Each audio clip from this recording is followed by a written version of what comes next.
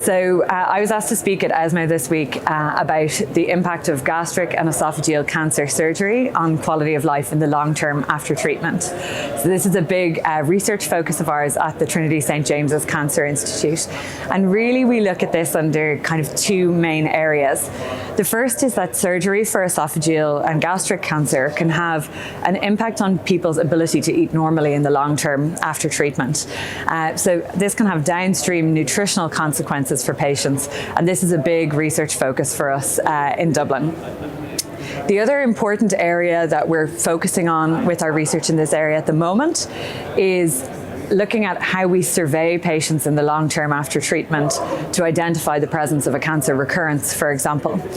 So we're currently running an international multicentre clinical trial led by Trinity College Dublin and the Trinity St James's Cancer Institute, which is looking at different intensities of surveillance after completion of treatment. What we want to find out is whether doing a more intensive follow-up approach will result in better oncological outcomes, for example, detecting disease recurrence at an earlier time when it may be more treatable.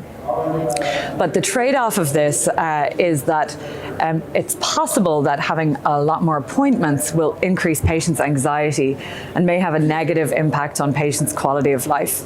So we're looking at the oncological outcomes, but also quality of life and psychosocial outcomes associated with different types of follow-up approaches. This is what I outlined in my presentation. So we've done a lot of work looking at how surgery for gastric and esophageal cancer influences nutrition.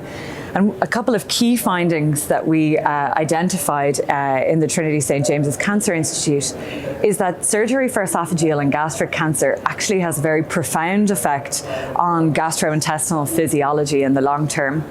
So studies from our centre showed for the first time that patients after gastric and esophageal cancer surgery have a very markedly exaggerated gut hormone response. Gut hormones like GLP-1 or glucagon-like peptide 1, which signal to the brain to create a sense of fullness or satiety between meals, but also signal to the pancreas to increase insulin secretion, are really elevated in patients after they have this type of surgery. And this has led us to develop new therapeutic strategies, including targeted pharmacologic therapies to help improve appetite and normalize eating in this patient cohort.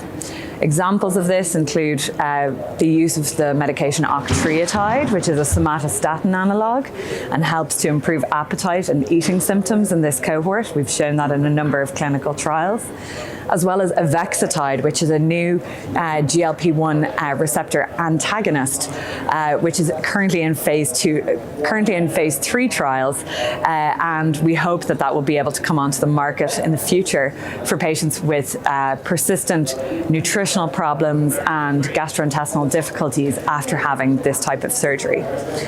The SARONG-2 trial will hopefully establish which type of surveillance is more effective from an oncological and a quality of life standpoint.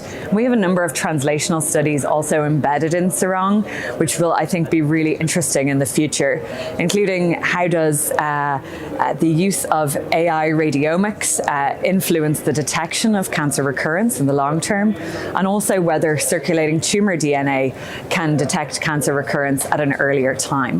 That's just a summary of what I talked about in my presentation this week.